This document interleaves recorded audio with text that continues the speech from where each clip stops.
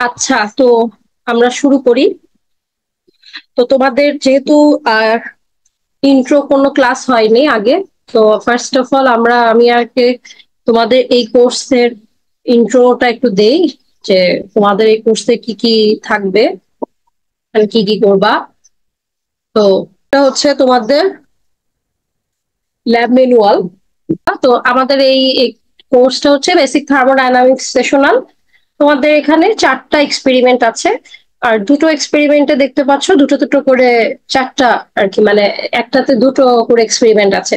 তো ওভাবে বললে 6টা আসলে টোটাল এক্সপেরিমেন্ট তোমরা করবা। তো আমি দুটো এক্সপেরিমেন্ট কন্ডাক্ট করব, আর দুটো এক্সপেরিমেন্ট কন্ডাক্ট করবে লেকচারার আলিনুজ্জামান। হ্যাঁ, তো এটা হচ্ছে তোমাদের মার্কস ডিস্ট্রিবিউশন এই কোর্সে। তোমাদের ফাইল কালার অলরেডি মনে হয় বলে দেওয়া আছে, আরেকটা গ্রুপে আমি বলে দিছিলাম, তো ওখান থেকে জেনে নিও তোমাদের ইন্ডিভিজুয়াল গ্রুপের কোন ফাইল কালার মেনটেন করা হবে। তো অ্যাটেন্ডেন্সের মার্কস হচ্ছে 10%, ল্যাব রিপোর্ট 20, ভাইভা 20, আর কুইজ হচ্ছে 50%। তো কুইজের হাফ পার্ট হচ্ছে কুইজে, বাট বাকি হাফ পার্ট তোমার ক্লাসের অ্যাকচুয়াল অর্থে ক্লাস ফলো করলেই তোমরা এই বাকি 50% মার্কসটা পেতে পারো। অ্যাটেন্ডেন্স, ল্যাব রিপোর্ট, আর ক্লাস যদি ভালো করে ফলো করো তাহলে ভাইভা। তো টোটাল হচ্ছে 100% মার্কস। ঠিক আছে, তো এটা হচ্ছে তোমাদের ল্যাব রিপোর্ট। এই ল্যাবে কিছু রুলস এন্ড রেগুলেশনস আছে, সেটা হচ্ছে গিয়ে ল্যাবে কখনো তোমরা লেট করে আসবা না। ল্যাবে যে ল্যাব অ্যাটেন্ডেন্ট আছে উনি তোমাদেরকে প্রথমে এসে তোমাদের অ্যাটেন্ডেন্স নিবে। তো টিচার আসার আগেই তো উনি যখন অ্যাটেন্ডেন্স নিবে, এর আগে যদি না আসো তাহলে তুমি কিন্তু লেট অ্যাটেন্ডেন্স কাউন্ট করবে তোমার। সেম ভাবে ওনার কাছেই ল্যাব রিপোর্টের ফাইলগুলো জমা করবা। টিচার আসার আগ পর্যন্তই হচ্ছে তোমার ল্যাব রিপোর্ট সাবমিট করার লাস্ট টাইম। তার মানে টিচার একবার ক্লাসে চলে আসলে এরপরে যারা ল্যাব রিপোর্ট সাবমিট করবা তাদের ল্যাব রিপোর্টটাও লেট হিসেবে কাউন্ট হবে। তো চেষ্টা করবা যাতে আগে থেকে ল্যাব রিপোর্ট গুছায় আনো, যাতে ক্লাসে এসে টপ শিট রেডি করা বা টুকটাক কিছু লিখে নেওয়া এই কাজগুলো যাতে না করো। ঠিক আছে, এই ল্যাবে অ্যাটেন্ডেন্সটা খুবই ইম্পর্টেন্ট, যেহেতু অ্যাটেন্ডেন্সের সাথে মার্কস আছে, প্লাস ওই রিলেটেড অ্যাটেন্ডেন্সের জন্য ওই দিন ক্লাস অ্যাটেন্ড করা মানে ওই ল্যাব রিপোর্টটা জমা দিতে পারতো, তার মানে 30%। তো তুমি যদি ক্লাসে অ্যাবসেন্ট থাকো সেক্ষেত্রে কিন্তু অ্যাবসেন্ট স্টুডেন্টের কোনো ল্যাব রিপোর্ট আমরা অ্যাকসেপ্ট করি না। কারণ যে ল্যাব করেনি ওর আসলে ল্যাব রিপোর্ট কিসের বেসিসে ল্যাব রিপোর্ট দিচ্ছে, ওই রকম ল্যাব রিপোর্ট আমরা অ্যাকসেপ্ট করব না। সো ক্লাসে প্রেজেন্ট থাকা কিন্তু এখানে মাস্ট। হুম, এখন আসি, এই যে ল্যাব ম্যানুয়ালটা এটা নেক্সট ক্লাস থেকে সবার কাছে একটা করে কপি থাকবে। ওকে, তোমরা এটা প্রিন্ট করে নিও। তো তোমাদের এই ল্যাব রিপোর্টের ল্যাব শিটে দেখবা যে প্রত্যেকটা এক্সপেরিমেন্টের সাথে এরকম ডেটা এন্ড রেজাল্ট শিট আছে। এটা এক্সপেরিমেন্ট 1 এর, দেন ধরো এই যে এক্সপেরিমেন্ট 2 এতে একটা আছে, 3 এতে আছে। তো এই যে ডেটা শিটটা আছে, এই ডেটা শিটটাতেই তুমি তোমার ক্লাসের যে ওয়ার্কটা করবা, এক্সপেরিমেন্টটা করবা, ডেটাগুলো বসিয়ে টিচারের সিগনেচার নিবা। এটা হচ্ছে তোমার ডাটা শিট অথবা রাফ শিট। সো ডাটা শিটটা টিচার থেকে সাইন নিতে হবে। এটাও তোমরা এক্সপেরিমেন্ট করে চলে যাওয়ার সময় আগে তোমার ল্যাব অ্যাটেন্ডেন্টের কাছে এই শিটটা জমা দিয়ে যাবা। যারা যারা প্রেজেন্ট থাকবা ক্লাসে ওনার কাছে এগুলো সব হিসাব আছে, তো উনি তোমাদের এগুলো জমা নিবে। উনি আমার কাছ থেকে সাইন করে আবার তোমাদেরকে জমা দিয়ে দিবে। ঠিক আছে, তোমরা তোমাদের একজন বা সিআর ল্যাব অ্যাটেন্ডেন্টের কাছ থেকে এটা সাইনের পরে কালেক্ট করে নিতে পারবে। তো অনেক ক্ষেত্রে দেখা যায় এই যে রাফ শিটটা তোমরা তোমাদের সাবমিট করতে বলা হয়, তোমরা এই রাফ শিটটা ধরো এই পাশে হচ্ছে এটা প্রিন্ট করা, আর অপর পাশে হচ্ছে এই পেজটা প্রিন্ট করা, এরকম একটা রাফ শিট তুমি তোমার ল্যাব শিটের ল্যাব ফাইনাল রিপোর্টের সাথে সাবমিট করতেছো। বাট এটা এরকম যদি পেছনে অন্য কোনো কিছু লেখার পেজ থাকে, সেই জিনিসটা কিন্তু আমি সাইন করবো না, এটা একসেপ্টেড না। তাহলে তোমার কি করতে হবে, তুমি তোমার ল্যাব ম্যানুয়াল প্রিন্ট করবে 1 কপি। আর যেহেতু তোমার টোটাল 6টা এক্সপেরিমেন্ট এখানে, এই 6টা এক্সপেরিমেন্টের যে ডেটা শিটটা আছে সেই 6টা আলাদা করে এক কপি করে কি করবা, প্রিন্ট করবা, যেটার পেছন সাইডে অন্য কোনো পেজ থাকবে না লেখা, পেছন পেজটা ব্ল্যাঙ্ক থাকবে। ঠিক আছে, বোঝা গেছে? এই জিনিসটা যে মেনটেন করবা, তোমাদের এরকম ক্যাজুয়ালি যে ল্যাব রিপোর্ট সাবমিট করে দাও পেছনে এরকম একটা লেখা, এই জিনিসটা কোনো অ্যাকসেপ্টেন্স নাই এটার। তুমি কি ধরো তুমি যদি একটা ফাইনাল থিসিস রিপোর্ট দাও, থিসিস রিপোর্টের এক পাশে তোমার থিসিস লিখছো, আরেক পাশে অন্য আরেকটা পেজের লেখা, অন্য কোনো একটা টপিক লেখা থাকবে, এরকম কোনো জিনিস কি তুমি সাবমিট করবা কখনো? না। সো ল্যাব রিপোর্টের ক্ষেত্রেও মানে সব থেকে সুন্দর করে গুছায় এবং প্রফেশনাল ওয়েতে জিনিসটা সাবমিট করবা। বুঝছো? তো এটা হচ্ছে তোমাদের ব্রিফিং, তোমাদের ল্যাব ফাইল কালার বলে দেওয়া হয়েছে আগের গ্রুপগুলোকে, ওদের কাছ থেকে জেনে নিও তোমাদের গ্রুপগুলোতে কোন কালারটা পড়ছে। তো এখন আসি আজকের এক্সপেরিমেন্ট। সো আজকের এক্সপেরিমেন্ট আমরা করব এক্সপেরিমেন্ট নাম্বার 2।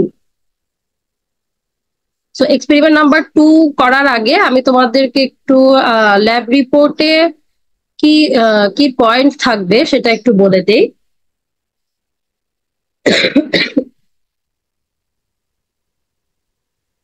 সো ল্যাব রিপোর্টে বেসিকলি টপ শিটের পরে তোমার এক্সপেরিমেন্ট নাম্বার, এক্সপেরিমেন্ট নেম, দেন অবজেক্টিভস, দেন অবজেক্টিভস এর পর লিখবা অ্যাপারেটাস ইউজড, অ্যাপারেটাস গুলা কি কি ছিল অ্যাপারেটাস গুলা লিখবা, দেন নেসেসারি ডায়াগ্রাম, যেটা ব্লক ডায়াগ্রাম হতে পারে, স্কেমেটিক ডায়াগ্রাম হতে পারে, then data sheet and calculation.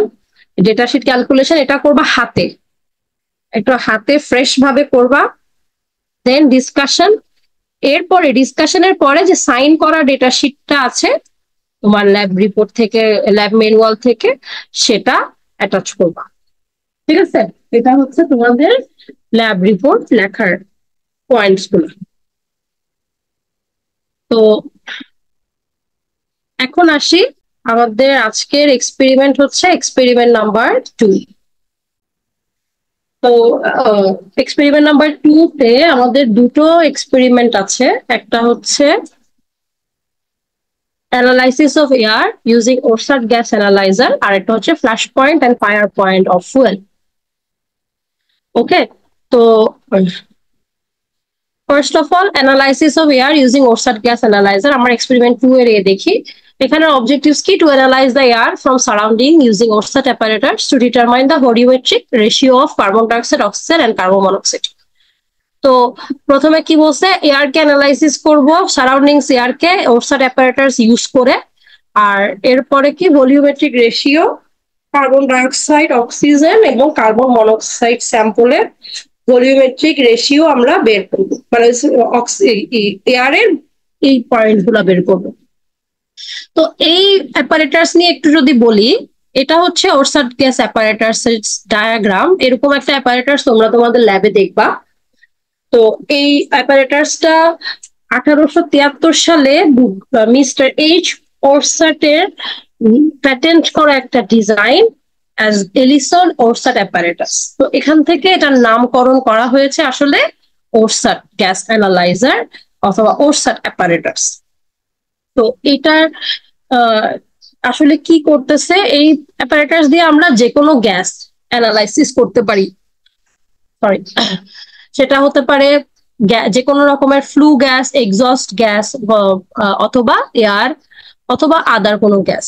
So এই ওরসাট অ্যানালাইজার দিয়ে আমরা শুধুমাত্র এই 3টা কন্টেন্ট বের করতে পারি, মানে যে কোনো গ্যাস অ্যানালাইসিস করতে পারি ঠিক আছে, কিন্তু ওরসাট গ্যাস অ্যানালাইজারের একটা বড় ধরনের লিমিটেশন হচ্ছে এই অ্যানালাইজার দিয়ে আমরা শুধুমাত্র কার্বন ডাই অক্সাইড, অক্সিজেন এবং কার্বন মনোক্সাইডের কোয়ান্টিটি মেজার করতে পারি। হ্যাঁ, একজন হ্যান্ড রেজ করছো, শাওন, বলো।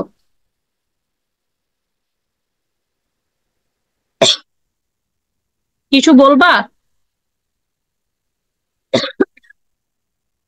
আচ্ছা, তো এটা আমাদের যদি কোয়েশ্চেন আসে যে what are the biggest limitations, যেমন ধরো আমরা যদি এয়ার অ্যানালাইসিস এর কথা বলছি, এয়ারের তো মেজর কন্টেন্ট কি বলতো? নাইট্রোজেন। নাইট্রোজেন। তো এখানে আমরা নাইট্রোজেন কতটুকু আছে এয়ারে সেটা কিন্তু এই অ্যানালাইসিস দিয়ে বের করতে পারবো না।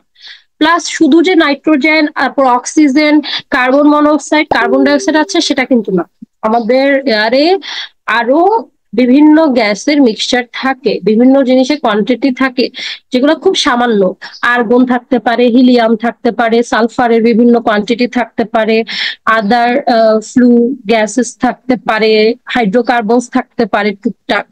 কোনটা কত খুব অল্প অল্প পার্সেন্টেজে কিন্তু আদার এলিমেন্টসও আছে। বাট আমরা এই অ্যাপারেটাসটা ইউজ করে ওগুলো কতটুকু কতটুকু আছে সেটা বের করতে পারবো না। আমরা শুধুমাত্র এই তিনটা কন্টেন্ট বের করতে পারবো, যে ভলিউমেট্রিক পার্সেন্টেজ আকারে যে কত কত পার্সেন্ট করে আছে। তো এটা একটা লিমিটেশন, বাট অলদো এটা আমরা আসলে ইন্ডাস্ট্রিয়ালি ইউজ করি না। ইন্ডাস্ট্রিয়ালি আমাদের আরো অনেক ধরনের ইনস্ট্রুমেন্টাল টেকনিক দিয়ে রিপ্লেস করা হয়ে গেছে। মানে আমাদের এখন আর আসলে সেন্সর বেসড গ্যাস ডিটেক্টর আছে যেগুলো আরো সহজে আমাদের অনেক সবগুলো গ্যাস কম্পোনেন্টকেই মেজার করতে পারে। তো আমরা ওরসাট গ্যাস অ্যানালাইজার কেন ইউজ করছি? আমরা আসলে এই ম্যানুয়াল প্রসেসটার মধ্যে দিয়ে থার্মোডাইনামিক্যাল ফেনোমেনাটা অবজার্ভ করব, কিভাবে থার্মোডাইনামিক্স এর প্রিন্সিপাল ইউজ করে ম্যানুয়ালি আমরা এরকম গ্যাসের কোয়ান্টিটি গুলা বের করতে পারি। হ্যাঁ, আর এটা হচ্ছে যেই তিনটাই কন্টেন্ট বের করছে না কেন, এই তিনটা কন্টেন্টের অনেক অ্যাকিউরেট একটা ডেটা আমাদেরকে দেয়, অনেকটা এরর ফ্রি একটা ডেটা দেয়, এবং রিলেটিভলি সিম্পল একটা অ্যারেঞ্জমেন্ট, এবং এটা ইনএক্সপেন্সিভ, এবং অনেক এনশিয়েন্ট একটা টেকনোলজি, যে কারণে আমরা এটা আমাদের ল্যাবরেটরি এক্সপেরিমেন্টের জন্য অ্যানালাইসিসটা ইউজ করছি। তো এখন আসি ওরসাট অ্যাপারেটাসে আসলে কি কি হচ্ছে। তো আমরা অ্যাপারেটাসটা একটু দেখি। এখানে একটা থ্রি ওয়ে স্টপ কক অথবা থ্রি ওয়ে ভালভ আছে, যেটা এই থ্রি ওয়ে ভালভটা কি, একটা সাইড হচ্ছে আমার এই যে, কোথায় গেল আমার কার্সর, এই তো এই একটা সাইড হচ্ছে আমার এই অ্যাটমসফিয়ারের সাথে ওপেন করে দিয়ে খুলে দেওয়া যাবে, একদিকে ঘোরালে হচ্ছে আমার এটা পুরোপুরি অফ করে দেওয়া যাবে, আর একদিকে ঘোরালে হচ্ছে এটা আমার অন্যান্য যদি কোনো ফ্লু গ্যাস আমি এয়ার ছাড়া অন্য কোনো ফ্লু গ্যাস আমি এখানে ইনসার্ট করাতে চাই, তাহলে এদিকে আরো একটা চ্যানেল থাকে, সেটা দিয়ে হচ্ছে আমরা এই ভালভ দিয়ে আমরা কি ওই গ্যাসটাকে আমাদের এই সেট আপের ভিতরে আনতে পারি। তো এখানে আমরা দেখতে পাচ্ছি তিনটা পিপেট আর একটা বুরেট। হ্যাঁ, এই যে, আর বুরেটটা একটা গ্লাস জারের ভেতরে ঢোকানো, আর গ্লাস জারটা বুরেটটাই একটা পাইপের মাধ্যমে একটা ওয়াটার জারের সাথে কানেক্টেড, এবং এটার ভেতরে কিন্তু ওয়াটার আছে। হ্যাঁ, এবং এটা খোলা একটা জার, তার মানে এটার যে প্রেসার সেটা কি অ্যাটমসফিয়ারিক প্রেসারের সমান, যেহেতু এটা খোলা অ্যাটমসফিয়ারের সাথে এবং একটা সার্টেন হাইটে মানে আছে, মানে তো এটা কি, এটা হচ্ছে অ্যাটমসফিয়ারিক প্রেসারের সমান। তো আমাদের প্রথম কাজ কি হবে? আমাদের প্রথম কাজ হবে আমাদের এই স্যাম্পলটাকে আহ আমাদের স্যাম্পল কি আমাদের স্যাম্পলটাকে এই বুলেটের ভেতরে ঢুকানো। এই বুলেটে দেখো স্কেল করা আছে। হ্যাঁ, এই যে স্কেল কাটা আছে, এখানে আসলে 0 থেকে 100 পর্যন্ত স্কেলিং করা থাকে। তার মানে এই বুলেটের ভেতরে 100 ml পর্যন্ত গ্যাস বা এয়ার আমরা নিয়ে অ্যানালাইসিস করতে পারবো। তো এখন এখানে প্রথমে আমাদের কাজ কি হবে, আমাদের বুলেটের ভেতরে যেহেতু আমরা স্যাম্পলটা নিব, বুলেটটাকে স্যাম্পল দিয়ে ফিল আপ করতে হবে, রাইট? তো এখন প্রথম কাজ কি, আগে থেকে তো বুলেটে অনেক কিছুই থাকতে পারে, গ্যাস ট্র্যাপ থাকতে পারে, অন্য কিছু থাকতে পারে, ওয়াটার থাকতে পারে। তো আমরা তো আর গ্যাস বা এয়ারের কালার যেহেতু নাই, তা আমরা তো খালি চোখে দেখে বুঝতেছি না বুলেটটা খালি নাকি বুলেটের ভেতরে আসলে আগে থেকে কিছু আছে। তো প্রথম কাজ হবে কি, বুলেটটাকে খালি করা, পুরো বুলেটটাকে আগে খালি করব, দেন আমাদের স্যাম্পল নিয়ে বুলেটটাতে স্যাম্পলটাকে ভরবো। তো এখন আসি, প্রথমে বুলেটটাকে যদি আমি খালি করতে চাই আমরা কি করব? আমরা এই ভালভটা ফার্স্টে খুলে দিব এমন ভাবে যাতে আউটসাইডের সাথে এটা এখন ওপেন থাকে। তো এখন বুলেটের সাথে যে এখানে যে ওয়াটার আছে, এই জারটা, ধর এখানে এতটুকু ওয়াটার আছে, এই জারটাকে আমি আস্তে আস্তে হাতে নিব, হাতে নিয়ে আস্তে আস্তে, দাঁড়াও, এই জারটাকে হাতে নিয়ে আস্তে আস্তে আমরা এভাবে উপরের দিকে উঠাবো। তখন কি হবে বলতে পারবা? জারটাকে যদি আমি আস্তে আস্তে, জারের ভিতরে পানি আছে আর পানিটা পাইপ দিয়ে বুলেটের সাথে কানেক্ট করা, যদি আমি একটা জারকে এভাবে আস্তে আস্তে উঠাই তাহলে কি হবে বলতো? পাইপ দিয়ে ওয়াটার ফ্লো করা শুরু করবে নিচে। নিচে মানে কোথায়? পাইপ দিয়ে কোথায় ওয়াটার যাবে? বিউরেটের বটম। বুলেটের ভেতরে পানি যাবে মানে আমার ফার্স্টে বুলেটের ভেতরে কিছু নাই, যখন আমি এই বোতলটাকে আস্তে আস্তে উপরের দিকে রেইজ করব তখন কি ভেতরে আমার ওয়াটারের প্রেসার বেড়ে যাচ্ছে। প্রেসার বেড়ে গেলে কি হবে?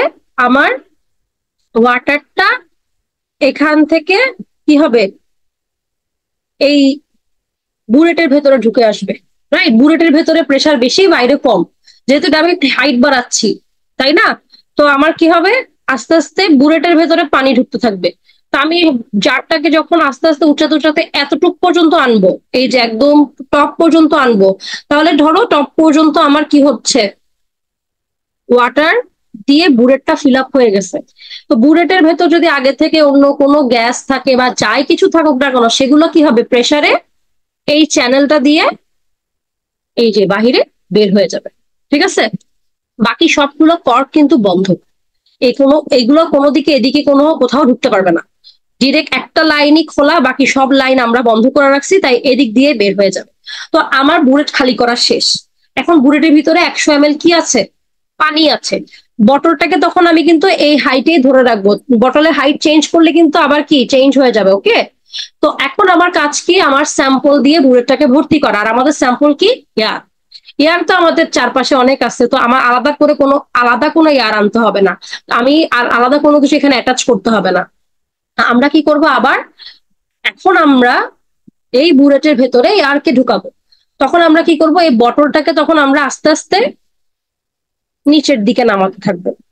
নিচের দিকে নামাতে থাকলে কি হবে, এখন বুলেটের ভেতরে প্রেসার কমতে শুরু করছে। রাইট, তো প্রেসার যেহেতু বুলেটে কমতে শুরু করছে, তাহলে ওয়াটারটা কি হবে আমার নিচের দিকে নামতে থাকবে এবং ভেতরে একটা সাকশন ক্রিয়েট হবে না। বাইরের প্রেসার হচ্ছে অ্যাটমসফেরিক প্রেসার আর ভেতরে হচ্ছে আরো কম প্রেসার, তাহলে হাই প্রেসার থেকে লো প্রেসারের দিকে কি হবে, আমার এয়ার ফ্লো করবে।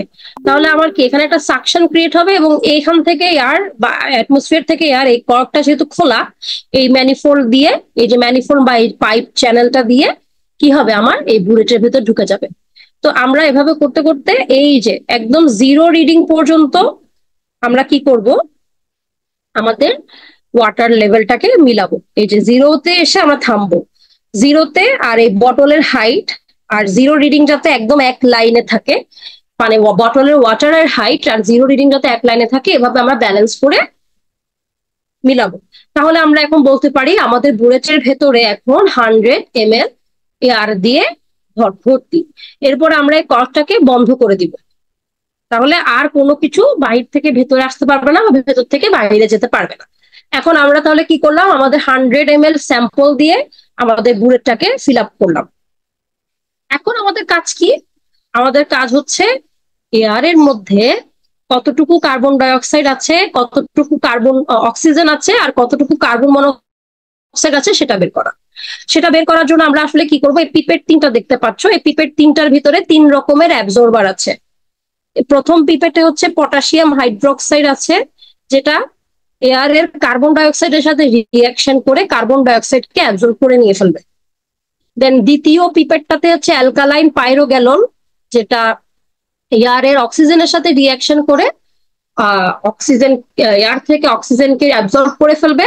আর তৃতীয় পিপেটের ভেতরে আছে cuprous chloride in hydrochloric acid, যেটা হচ্ছে আমার কি বলে, কার্বন মনোক্সাইডের সাথে রিয়াকশন করবে এবং কার্বন মনোক্সাইডকে অ্যাবজর্ব করে ফেলবে।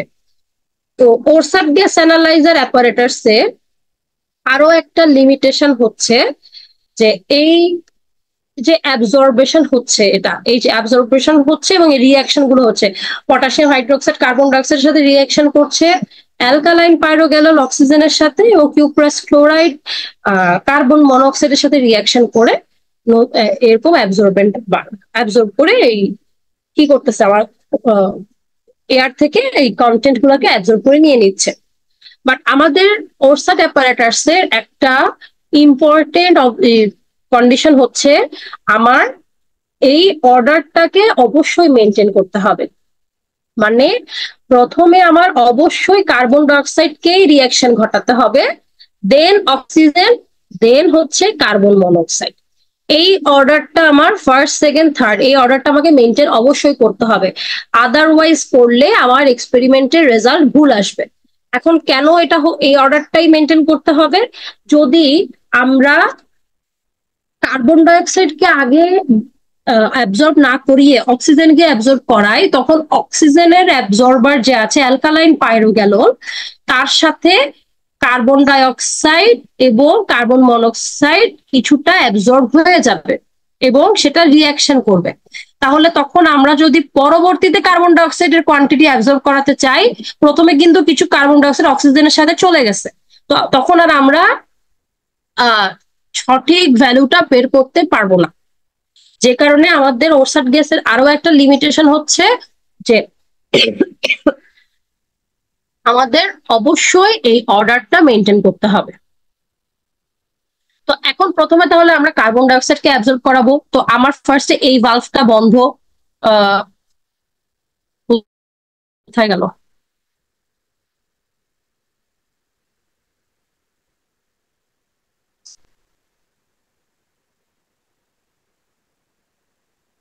এই যে ধরো ফার্স্টে এই ভালভটা আমি খুলে দিব, আর এই সবগুলো ভালভ কিন্তু বন্ধ, হ্যাঁ এগুলো সব বন্ধ, শুধু পিপেট 1 এর ভালভটা খুলে দিছি। এখন আমরা কিভাবে পিপেট 1 থেকে মানে আমাদের এই এয়ারটাকে 100 ml যে বুড়িটির ভিতরে এয়ারটা আছে, এয়ারটাকে কিভাবে আমি পিপেটের মধ্যে অ্যাবজর্ব করাবো বলতো?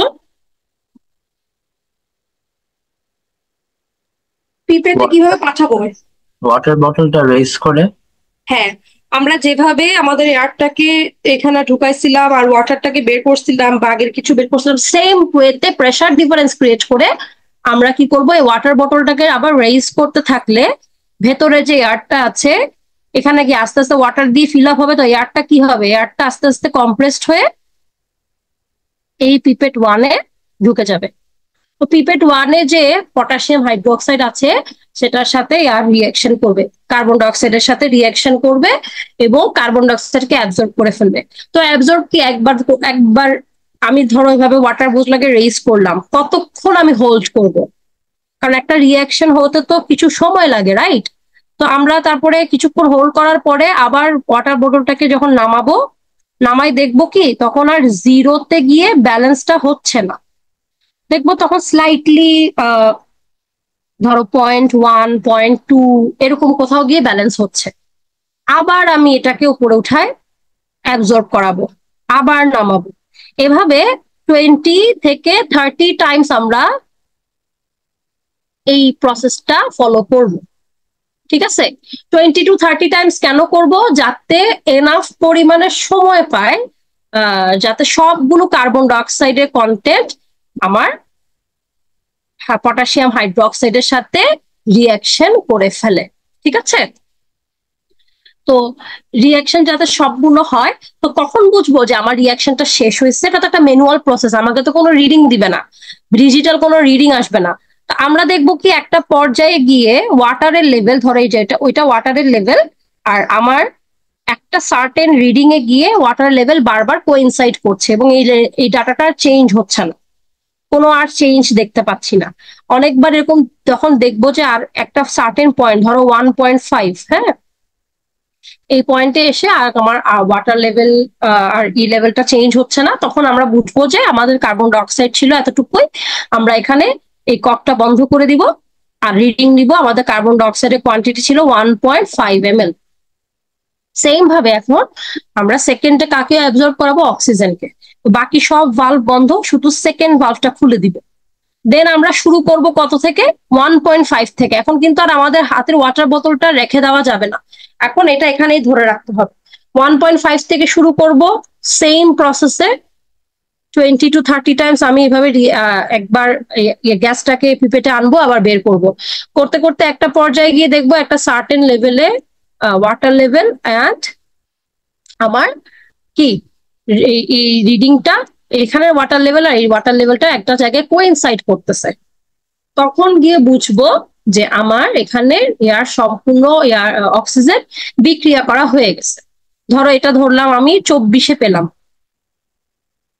তাহলে বলো তো অক্সিজেনের রিডিং কত?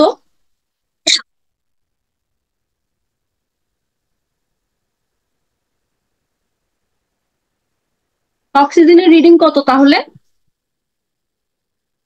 13.5। কত? 13.5 24 minus 10.5। এটা 10 না, এটা 1.5। 10 এর মতো লাগতেছে, সরি। সো 24 থেকে 1.5 বাদ দিলে যেটা থাকবে 22.5। 22.5, তখন আমার অক্সিজেনের রিডিংটা হবে 22.5। দেন আমি 24 রিডিং থেকে শুরু করব কার্বন মনোক্সাইডকে অ্যাবজর্ব করা। বাকি সব ভালভ গুলো বন্ধ, তো 24 থেকে গিয়ে একইভাবে করলে আমরা এখানে একটা রিডিং পাবো এবং সেটাও আমরা সেম ভাবে নিব। তো এভাবে আমরা তিনটা কম্পোনেন্টকে অ্যাবজর্ব করিয়ে তার পার্সেন্ট, মানে 100-তে কত ml আছে সেটা বের করব। দেন আমরা পার্সেন্টেজ আকারে লিখবো, ভলিউমেট্রিক পার্সেন্টেজ। ঠিক আছে? তো এখন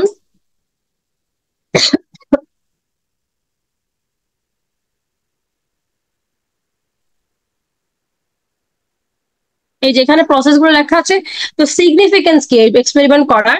it gives an idea about the complete or incomplete combustion. যখন আমরা আসলে ইঞ্জিনের গ্যাসগুলো নিয়ে অ্যানালাইসিস করি, ইঞ্জিনের ফ্লু গ্যাস, এক্সস্ট গ্যাস, তখন আসলে আমরা ইঞ্জিন গ্যাসটার ইঞ্জিনের ভিতরে কম্বাসনটা ঠিকঠাক হচ্ছে কিনা, অক্সিজেন বেশি কিনা, অতিরিক্ত কিনা, অথবা অতিরিক্ত কার্বন ডাইঅক্সাইড, কার্বন মনোক্সাইড আছে কিনা সেটা আমরা বুঝতে পারি। যে অতিরিক্ত পরিমাণের কালি জমতেছে কিনা, ইঞ্জিনে কালি হচ্ছে, তাহলে আমি গ্যাস অ্যানালাইসিস করে দেখলাম যে এখানে আসলে high amount of carbon monoxide, তার মানে কি হাইড্রোকার্বনের কোয়ান্টিটি বেশি, এবং এটা আমার কমপ্লিট কম্বাসন হচ্ছে না, এটা ইনকমপ্লিট কম্বাসনের সংকেত এটা। এবং তার মানে কি আমার এনাফ পরিমাণে অক্সিজেন নাই, যে সব অক্সিজেনের সাথে কার্বন মনোক্সাইড বার্ন করতে পারতেছে না, কিছু হাইড্রোকার্বন আনবার্ন থেকে যাচ্ছে। এই সমস্যাগুলো আমরা ডিটেক্ট করতে পারি। তারপরে যদি দেখি যে ফ্লু গ্যাসের ভেতরে অনেক বেশি অক্সিজেন, তাহলে এটাও আমার কমপ্লিট কম্বাসন হচ্ছে ঠিক আছে, কিন্তু বাকি এক্সেস সাপ্লাই অফ অক্সিজেন আমার আছে, মানে অতিরিক্ত অক্সিজেনটা আমার কি রয়ে যাচ্ছে, থেকে যাচ্ছে, মানে অতিরিক্ত পরিমাণ অক্সিজেন আমার ইঞ্জিনে আছে এবং সেটা কমাতে হবে। এইভাবে আমরা ফ্লু গ্যাসের অ্যানালাইসিস করতে পারি। লিমিটেশনস কি? এখানে বলাই হয়েছে other than carbon dioxide, oxygen and carbon monoxide no other compounds or elements volume can be measured. আর কোনো কিছুরই ভলিউম মেজার করা যায়। Does not detect unburned hydrocarbon or free hydrogens in the gas. আর অন্যান্য গ্যাসে যদি কিছু আনবার্ন হাইড্রোকার্বন থাকে, কিছু ফ্রি হাইড্রোজেন থাকে, এগুলা বের করা যায় না। নাইট্রোজেনের কোয়ান্টিটি বের করা যায় না। এগুলা হচ্ছে লিমিটেশন। আরেকটা মেজর পয়েন্ট আমরা ডিসকাস করিনি, এই যে এখানে যে বুলেটটা দেখছো, বুলেটটা কিন্তু একটা আরেকটা গ্লাস জারের ভেতরে ঢুকানো, এবং গ্লাস জারটা কিন্তু খোলা না, গ্লাস জারটা ফুললি সিলড, এবং গ্লাস জারটার ভেতরে ওয়াটার অথবা গ্লিসারিন থাকে। এই ওয়াটার আর গ্লিসারিনের দিয়ে, ওয়াটার অথবা গ্লিসারিন দিয়ে বুলেটটাকে ক্যালিব্রেট করে রাখা লাগে। বুলেটটা ক্যালিব্রেট কেন করে রাখা লাগে? কারণ আমরা কি জানি যে গ্যাস যখন প্রেসার, আমি কি করতেছি, প্রেসার ডিফারেন্স ক্রিয়েট করতেছি না এখানে। প্রেসার ডিফারেন্সের কারণে কি হচ্ছে, আমার গ্যাসটা কম্প্রেস হয়ে এই পিপেট গুলোতে ঢুকতেছে না। তো গ্যাস যখন কম্প্রেস হয় আর এক্সপ্যান্ড হয়, গ্যাসের তাপমাত্রা চেঞ্জ হয় না, মানে তাপমাত্রা চেঞ্জ হচ্ছে না। Yes, তো miss. তাপমাত্রার চেঞ্জের কারণেও গ্যাসের ভলিউম চেঞ্জ হয়ে যায় না, রাইট?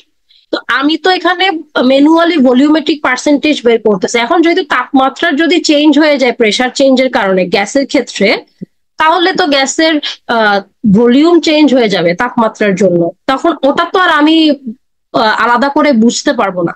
তাপমাত্রার জন্য ভলিউম চেঞ্জটা তো আমি চাচ্ছি না, আমি প্রেসার ডিফারেন্স করে ভলিউমেট্রিক পার্সেন্টেজ বের করতেছি।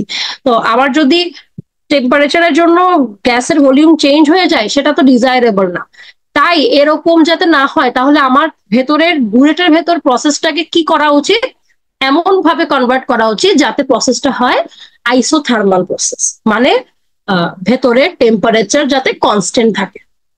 সেটা কিভাবে করা সম্ভব, যে আমার প্রেসার ডিফারেন্সের কারণে যে টেম্পারেচারের পার্থক্যটা হচ্ছে, এই টেম্পারেচার চেঞ্জটা এয়ারের বা গ্যাসের যে টেম্পারেচারের চেঞ্জটা, সেটা বুলেটের চারদিকে যে ওয়াটার বা গ্লিসারিন আছে সে অ্যাবজর্ব করে নেয়। কারণ ওয়াটার বা গ্লিসারিনের specific heat absorption capacity air থেকে অনেক গুণ বেশি, যে কারণে টেম্পারেচারের স্লাইড চেঞ্জটা এয়ারের আগে ওয়াটার বা গ্লিসারিন অ্যাবজর্ব করে নিচ্ছে, এবং বুলেটের ভেতরে আমার গ্যাসটাকে আইসোথার্মাল গ্যাস মানে কম্প্রেশন আইসোথার্মাল এক্সপানশন হিসেবে রাখতেছে, যে কারণে আমার ভেতরে অ্যাকচুয়াল অর্থে টেম্পারেচারে কোনো চেঞ্জ হচ্ছে না। টেম্পারেচারের চেঞ্জ যদি আসলে হতো, তাহলে ভলিউম কিন্তু আমার চেঞ্জ হয়ে যেত, এবং ওইটা আমরা বুঝতামও না আসলে কতটুকু ভলিউম টেম্পারেচারের জন্য চেঞ্জ হয়েছে, রাইট? একটা প্যারামিটারের জন্যই আমরা ভলিউম চেঞ্জ করতেছি, সেটা হচ্ছে প্রেসার। তো আর একটা প্যারামিটার যাতে আমাকে ডিস্টার্ব না করে, সে কারণে আমরা কি করছি, এই প্রসেসটাকে আইসোথার্মাল প্রসেস কনভার্ট করে নিচ্ছি, যাতে ভেতরের প্রসেসটা সরি ভিতরের প্রসেসটা কি থাকে আমার আইসোথার্মাল প্রসেসে, মানে এক্সপানশন আর কন্ট্রাকশন হয়। এটা কিন্তু একটা ইম্পর্টেন্ট কোয়েশ্চেন, যে বুলেটটা কেন ওয়াটার আর গ্লিসারিন দিয়ে ক্যালিব্রেট করা থাকে। সো বোঝা গেছে? তো আর এখানে দেখো পিপেট গুলোর ভেতরে কিন্তু অনেক ছোট ছোট ছোট ছোট গ্লাস টিউব আছে, দেখতে পাচ্ছ? এই গ্লাস টিউব গুলো আসলে কেন আছে, যাদের বিক্রিয়ার সহায়ক হিসেবে আছে, যাতে হচ্ছে আমার এয়ার অ্যাবজর্বারের সাথে রিয়াক্ট করার জন্য এনাফ পরিমাণে সারফেস এরিয়া পায়। সে কারণে আমরা এখানে অনেক ছোট ছোট ছোট ছোট গ্লাস টিউব দিয়ে দিছি, যাতে বিক্রিয়াটা সুইফটলি হয় এবং ইভেনলি হয় সব দিকে। ওকে, তো এটা গেল হচ্ছে আমাদের প্রথম এক্সপেরিমেন্ট। তো এখানে হচ্ছে তোমরা তোমাদের রিডিং গুলা বসাবা, বসানোর পরে ভলিউমেট্রিক পার্সেন্টেজ বসাবা। হ্যাঁ, তো এখানে যদি ধরো তোমার প্রথমে তুমি জিরোতে মিলাইছো, অনেক সময় দেখা যায় প্রথমে যখন তুমি গ্যাস আনছো তখন আর জিরোতে মিলছে না, এটা কিছুটা হচ্ছে ওয়ানে বা টুতে মিলছে, তখন তুমি তোমার স্যাম্পল তাহলে কত, ওয়ানে মিললে 99 ml স্যাম্পল, তাহলে তোমার পার্সেন্টেজও কিন্তু 99 এর এগেনস্টে হয়ে তারপর 100তে করতে হবে। হ্যাঁ, তারপরে দেখো এখানে লিখছে কি, বাকি 100 থেকে বাকি সব বাদ দিলে যেটা থাকে, এটা হচ্ছে ভলিউম অফ নাইট্রোজেন। এটা কি ঠিক কথা? এখানে কি শুধুই নাইট্রোজেন আছে, বাকি সব বাকি এই তিনটা বাদ দিলে এয়ারে কি শুধুই নাইট্রোজেন আছে রিমেনিং? No, miss.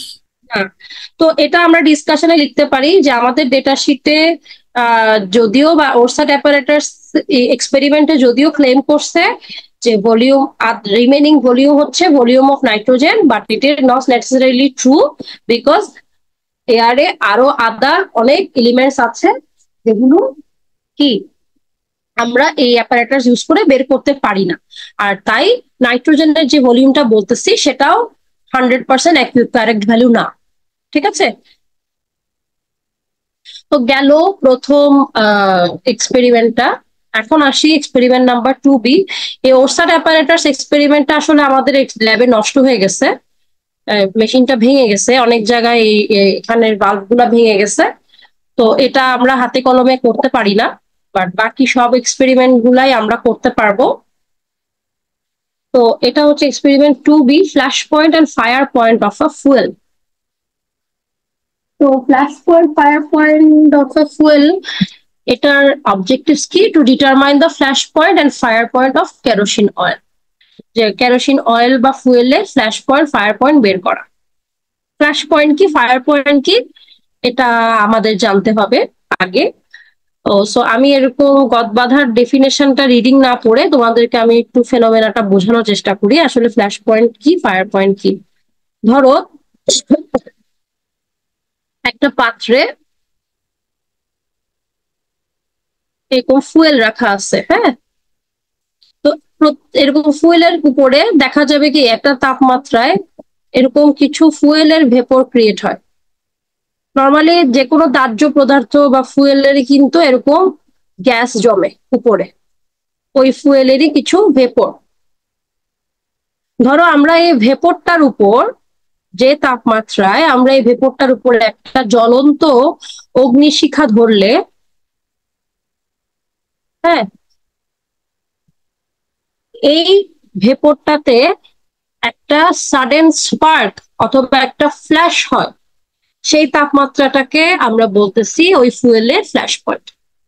মানে একটা নির্দিষ্ট তাপমাত্রা, যে তাপমাত্রায় ফুয়েলের উপরে এমন পরিমাণের ভেপর এমিট হবে, যে ভেপরের উপরে আমরা যদি কোনো ইগনিশন সোর্স ধরি বা ফ্লেম সোর্স ধরি, তাহলে এটা একটা সাডেন স্পার্ক অথবা ফ্ল্যাশ দিবে, সেটাকে আমরা বলতেছি flash point of that fuel. আর ফায়ার পয়েন্ট কি? ফায়ার পয়েন্ট হচ্ছে তার থেকে 10 থেকে 12 ডিগ্রি সেন্টিগ্রেড বেশি একটা টেম্পারেচার, যেই টেম্পারেচারে আমার এই ফ্লেমের ভেপরের উপরে যখন আমরা ফ্লেমটা ধরবো, ফুয়েল ইগনিশন ফ্লেমটা ধরবো, তখন এই ভেপরটাতে আগুন ধরে যাবে and it will continue to burn. আমি এই ইগনিশন সোর্সটা সরিয়ে ফেলার পরেও এই ভেপরে আগুন জ্বলতে থাকবে, 5 সেকেন্ড মিনিমাম জ্বলবে, তার থেকে বেশি সময় ধরে আগুন জ্বলতে থাকবে। এটাকে আমরা বলতেছি fire point of that fuel. তো এখন কথা হচ্ছে একটা ফুয়েলের মধ্যে আগুন ধরলো কি ধরলো না, বা কোন তাপমাত্রায় ধরলো, এটা জেনে আমাদের কি লাভ আছে, তো সেটাই আসলে আলোচনা করি। So flash point fire point জানার সিগনিফিকেন্স অনেক, যে এটা আমার ইঞ্জিনের ফুয়েল সিলেকশনে সাহায্য করে, দেন হচ্ছে অ্যাক্সিডেন্টাল ইগনিশন হওয়া থেকে আমাদেরকে বাঁচায়। যেমন আমরা যদি ফুয়েলের ফ্ল্যাশ পয়েন্ট ফায়ার পয়েন্ট জানি, সেক্ষেত্রে হচ্ছে কোন কেসে গেলে এটা আগুন লেগে যাবে, কিভাবে এটাকে সেফলি স্টোরেজ করা যায়, কিভাবে সেফলি হ্যান্ডলিং করা যায়, কিভাবে সেফলি ট্রান্সপোর্টেশন করা যায়, সেই জিনিসগুলো আমরা জানতে পারি। আমরা ইন্ডাস্ট্রিয়ালি অনেক হ্যাজার্ডাস ফুয়েল নিয়ে ডিল করি, তো ওই ফুয়েল গুলো তো আর আমরা এমন যেমন তেমন ভাবে ছড়ায় রেখে দিতে পারবো না, সেটার কাছে আগুন নিলে কেমন কনসিকুয়েন্স হয় সেটা আমাদের জানতে হবে। যেমন আমরা নর্মালি রান্নার তেল ইউজ করি, অনেক সময় দেখা যায় ছোটখাটো তেলের ছেটা আমার চুলার চারপাশে পড়তেছে, সেখানে কিন্তু বড় অ্যাক্সিডেন্ট হয় না। আমি যদি কেরোসিন তেল দিয়ে সেম কাজটা করতে যাইতাম, সেক্ষেত্রে কি হইতো, একটা বড় ধরনের দুর্ঘটনা ঘটে যেত। এক একটা ফুয়েল কিন্তু একই কন্ডিশনে এক এক রকম আচরণ করে। তো আমরা যখন ইন্ডাস্ট্রিয়ালি তারপরে ইঞ্জিনে বিভিন্ন রকমের ফুয়েল ইউজ করব, তখন কিন্তু আমাদের এই জিনিসগুলো জানতে হবে। জানলেই আমরা ওইটাকে সেফ ভাবে হ্যান্ডেল করতে পারবো, সেফলি স্টোরেজ করতে পারবো, ট্রান্সপোর্ট করতে পারবো এক জায়গা থেকে আরেক জায়গায়। আর সব থেকে বড় আরেকটা ইম্পর্টেন্স হচ্ছে সিলেকশন অফ ইঞ্জিন ফুয়েল। কোন ধরনের ইঞ্জিনে কোন ধরনের ফুয়েল ব্যবহার করা উপযোগী, সেটা আমরা ফ্ল্যাশ পয়েন্ট ফায়ার পয়েন্ট থেকে বলতে পারি। নর্মালি দেখা যায় কি, আমরা যখন স্টোরেজ আর মেনটেনেন্স এর কথা যদি বলি, আমরা পেট্রোল পাম্পে তোমরা দেখে থাকবা ধূমপান করা নিষেধ এরকম সাইন দেওয়া থাকে। সেখানে আসলে আমরা অনেক এ ধরনের ফ্লেমেবল ফুয়েল নিয়ে কাজ করি, রাইট? অকটেন থাকে, ডিজেল থাকে, এগুলা আমার কি যে ইঞ্জিনের বিভিন্ন ভেহিকেলের জন্য লাগে। তো ওখানে দেখবা চারদিকে একটা বোটকা গন্ধও থাকে ফুয়েলের। ওখানে অনেক বড় বড় করে মার্কিং দেয়া থাকে, যে অনেক সতর্কতা গুলো দেয়া থাকে। কেন দেয়া থাকে? কারণ ওখানে যে এত কোয়ান্টিটিতে ফুয়েল গুলো আছে, সেখানের ভেপরটা অবশ্যই ফুয়েলের ভেপর দিয়ে কন্টামিনেটেড। সো ওই জায়গায় যদি তুমি কোনো আগুনের সোর্স জ্বালাও, সেটা অনেক বেশি সম্ভাবনা থাকে একটা অ্যাক্সিডেন্ট হয়ে যাওয়া। বাট সবসময় হয় না, কারণ আসলে আমাদের এটা খোলা একটা জায়গায়, পেট্রোল পাম্প গুলো নর্মালি খোলা, চারপাশে দেখবা কোনো দেয়াল টেয়াল দিয়ে ব্লক করা থাকে না, খোলাই থাকে অলমোস্ট। হ্যাঁ, খোলা থাকার কারণে আসলে দেখা যায় কি এখানে একটা ফুয়েল ভেপর, একটা some amount of fuel vapour কখনো একটা জায়গায় কনফাইন্ড হয়ে থাকে না, সে বাতাসের জন্য হয়তো সব জায়গায় সেম রেশিওতে এনাফ পরিমাণে ভেপর থাকে না একটা সময়। তাই হয়তো আশেপাশে অনেককে দেখবা আমাদের দেশে যে ধূমপান করতেছে, পেট্রোল পাম্পের বসেও করতেছে। তো সেক্ষেত্রে সবসময় অ্যাক্সিডেন্ট হচ্ছে না, বাট এখানে রিস্ক থেকে যায়। আবার ধরো তুমি ফুয়েল স্টোরেজ করছো একটা কনফাইন্ড একটা রুমে বা একটা গোডাউনে, সেখানে তুমি একটা ভেপর যদি ধরাও বা না ফ্লেম যদি ধরাও, সেখানে অ্যাক্সিডেন্ট হওয়ার চান্সেস অনেক বেশি থাকে, কারণ ওখানের ভেপরটা কিন্তু টেয়ার ফ্লো যেহেতু নাই, সেহেতু ওখানে ভেপরটা কিন্তু স্টাক হয়ে থাকে এক জায়গায়। হ্যাঁ, এবং আমরা কিন্তু বাসা বাড়িতে অ্যাক্সিডেন্টের ক্ষেত্রেও দেখি, আমাদের গ্যাস লিক হয় যখন বিভিন্ন চুলা টুলা থেকে, বা অ্যাক্সিডেন্ট যখন হয়, তখনও কি হয় দেখা যায় ঘরটা হয়তো বন্ধ ছিল, জানালা টানালা বন্ধ, দ্যাটস ওয়াই গ্যাসটা বের হতে পারে নাই, তাই ওই গ্যাসটার মধ্যে আগুন লেগে যাচ্ছে। তো এরকম সেফটি ফ্যাক্টরস গুলো জানার জন্য ফুয়েলের ফ্ল্যাশ পয়েন্ট, ফায়ার পয়েন্ট আমাদের জানতে হবে। তো বিভিন্ন রকমের ফ্ল্যাশ পয়েন্টের উপর ভিত্তি করে ফুয়েলকে বা লিকুইডকে দুই রকম ভাবে নামকরণ করা হয়। একটা হচ্ছে ফ্লেমেবল লিকুইড, সেকেন্ডটা হচ্ছে কম্বাস্টিবল লিকুইড। ফ্লেমেবল লিকুইড হচ্ছে ওই ধরনের ফুয়েল বা লিকুইড যাদের ফ্ল্যাশ পয়েন্ট হচ্ছে 60.5 ডিগ্রি সেন্টিগ্রেড অথবা 37.8 ডিগ্রি সেন্টিগ্রেডের নিচে। আর যাদের ফ্ল্যাশ পয়েন্ট এই রেঞ্জ থেকে ওপরে, তাদেরকে বলা হচ্ছে কম্বাস্টিবল লিকুইড। তার মানে ফ্লেমেবল লিকুইড হচ্ছে যাদের ফ্ল্যাশ পয়েন্ট অনেক কম, তার মানে এরা নর্মাল টেম্পারেচার, মানে 37.8 কিন্তু খুবই কম। হ্যাঁ, এখন তো আমাদের রেগুলার এই ধরনের টেম্পারেচার উঠতেছে এনভায়রনমেন্টে নর্মালি। সো এই ধরনের লিকুইড রুম টেম্পারেচারেই কি আমার বার্ন হয়ে যাবে যদি কোনো ফুয়েল সোর্সের কাছে আসে। আর কম্বাস্টিবল লিকুইড হচ্ছে যাদের ফ্ল্যাশ পয়েন্ট অনেক বেশি, যাদেরকে বার্ন করার জন্য আগে অনেকক্ষণ তাপ দিতে হবে, হিট করতে হবে, দেন তারা বার্ন হওয়া শুরু করবে, তাদেরকে বলা হচ্ছে কম্বাস্টিবল লিকুইড। সো এখন আসি safe transportation, handling and storage নিয়ে তো ডিসকাস করলাম, বাট কিভাবে আমরা ইঞ্জিন ফুয়েল চুজ করব সেটা ডিপেন্ড করছে ফ্ল্যাশ পয়েন্ট কত আর অটো ইগনিশন টেম্পারেচার কত এক একটা ফুয়েলের, সেটার উপরে। তো আমরা দুই ধরনের ইঞ্জিন খুব কমনলি দেখে থাকি ফোর স্ট্রোক ইঞ্জিনে, যেটা হচ্ছে স্পার্ক ইগনিশন ইঞ্জিন, আর একটা হচ্ছে কি compression ignition engine, right? SI engine আর সিআই ইঞ্জিন। সো এসআই ইঞ্জিনে কি হয়, এসআই ইঞ্জিনে আমার স্পার্ক প্লাগের সাহায্যে এয়ার ফুয়েল মিক্সচারটাকে আমরা ইগনাইট করি, রাইট? আমাদের এসআই ইঞ্জিনের ডিজায়ার কি, যে স্পার্ক প্লাগ যখন স্পার্ক হবে তখনই আমার এয়ার ফুয়েল মিক্সচার ইগনাইট হবে, এর আগেও না এর পরেও না, রাইট? মানে এক্সাক্ট যখন আমার স্পার্ক হবে তখনই আমি ইগনিশনটা চাই, দেরিতেও চাই না, ডিলে হবে সেটাও চাই না, আগে আগে নিজে নিজে আগুন ধরে যাবে সেটাও চাই না, রাইট? তো আমরা স্পার্ক ইগনিশন ইঞ্জিনে তাহলে এমন ধরনের ফুয়েল আমরা ইউজ করব যার ফ্ল্যাশ পয়েন্ট হচ্ছে লো, যাতে অল্প স্পার্কেই সে সহজে আগুন লেগে যেতে পারে। হ্যাঁ, এবং high auto ignition temperature. High auto ignition temperature কি, তার মানে তারা অটোমেটিক্যালি ইগনাইট না হয়, সে কারণে যাতে ignition temperature, auto ignition temperature অনেক বেশি থাকে, বেশি আগুন ধরে যাওয়ার বেশি আসবে না, রাইট? সো আমরা স্পার্ক ইগনিশন ইঞ্জিনের জন্য এমন ফুয়েল চুজ করব যার লো ফ্ল্যাশ পয়েন্ট আর হাই অটো ইগনিশন টেম্পারেচার, আর সেটা হচ্ছে কি গ্যাসোলিন। গ্যাসোলিনের ফ্ল্যাশ পয়েন্ট হচ্ছে -43 ডিগ্রি সেন্টিগ্রেড, আর অটো ইগনিশন টেম্পারেচার হচ্ছে অনেক বেশি, 280 ডিগ্রি সেলসিয়াস। সেম ভাবে সিআই ইঞ্জিন বা কম্প্রেশন ইগনিশন ইঞ্জিনের জন্য যখন আমরা ফুয়েল চুজ করি, তখন আমরা কি চিন্তা করি, কম্প্রেশন ইগনিশন ইঞ্জিন আমরা কি করি, আমরা এয়ারটাকে হাই প্রেশার ফুয়েলের সাথে মিক্স করাই, হাই প্রেশার ফুয়েলটাকে ইনজেক্টরের মাধ্যমে ইনজেক্ট করি কম্বাসন চেম্বারে, রাইট? আর এখানে তো কোনো স্পার্ক টার্কের সাহায্য আমরা নেই না। কি হয়, অটোমেটিক্যালি হাই প্রেশার আর টেম্পারেচারে অটো ইগনাইট হয় আমাদের এয়ার ফুয়েল মিক্সচারটা।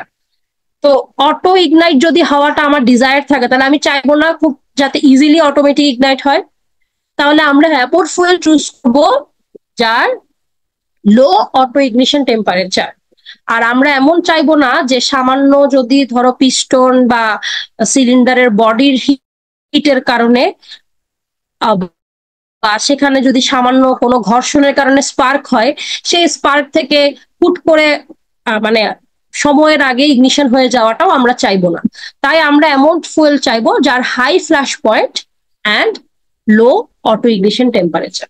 এবং ডিজেল হচ্ছে এরকম একটা ফ্লুইড যার ফ্ল্যাশ পয়েন্ট ভ্যারি করে 52 থেকে 96 ডিগ্রির ভেতরে, অনেক হাই। তো ডিজেল ফুয়েল হচ্ছে এক্ষেত্রে বেস্ট চয়েস। তাই আমরা কম্প্রেশন ইগনিশন ইঞ্জিনে ডিজেল ফুয়েল ইউজ করি, আর স্পার্ক ইগনিশনে গ্যাসোলিন ইউজ করি। নামটাকে আমরা পেট্রোল ইঞ্জিন ডিজেল ইঞ্জিন বলতেছি, কিন্তু পেট্রোল আর ডিজেল ইউজ কেন করি এটাও আমাদের বুঝতে হবে। হ্যাঁ, তো এভাবে আমরা ফ্ল্যাশ পয়েন্ট আর অটো ইগনিশন টেম্পারেচার জানার ফলে কি এই জানতে পারবো কোন ধরনের ইঞ্জিনের জন্য কোনটা সুইটেবল ফুয়েল সেটা বের করতে পারবো। এখানে কিছু রেঞ্জেস দেওয়া আছে আমাদের। তো এক্সপেরিমেন্টাল প্রসেসে চলে আসি। আমাদের এক্সপেরিমেন্টাল সেটআপে দেখতে পাচ্ছি এরকম একটা ক্যানিস্টার আছে, ছোট একটা পাত্র, যেটার ভিতরে আমাদের লিকুইডটা নেওয়া আছে। এই পাত্রটা আরো একটা পাত্রের উপর বসানো, যেটা হচ্ছে ওয়ার্ম ওয়াটার বাথ, মানে একটা গরম পানির বাথের উপরে বসায় সেটাকে আমরা গরম করতেছি। সরাসরি বার্নার দিয়ে গরম করা যেত খুব সহজে, যদি আমি বলতাম আমি একটা ফুয়েলকে গরম করে ভেপরে না দেখবো, এটাতে এত সেটআপের কি দরকার। আমি যদি বার্নারের সাহায্যে নিচের দিকে হিট দিয়ে গরম করতাম, তাহলে নিচের দিককার ফুয়েল, যেহেতু ধরো কেরোসিন অয়েল না, কেরোসিনের দেখো 38 থেকে 72-এর ভেতরে, তুমি যদি সরাসরি হিট দাও খুব অল্প সময়ে তুমি একটা অবজার্ভ করার আগেই এটা ফ্ল্যাশ পয়েন্ট ফায়ার পয়েন্ট উঠে চলে যাবে, তুমি এটা অবজার্ভও করতে পারবা না কখন চলে গেল। তো আর একটা হচ্ছে কি আনইভেনলি হিটিং হবে, নিচের দিকে এখানে অনেক বেশি গরম হবে, উপরের দিকে তখনও গরম হবে না, সব দিকে সমানভাবে গরম হবে না। সো আমরা একটা একুরেট ডাটা পাবো না, যে কারণে আমরা একটা ওয়ার্ম ওয়াটার বাথের উপরে বসিয়ে সেটাকে গরম করতেছি, যাতে কি চারদিক থেকে ইভেনলি হিটিংটা হয়।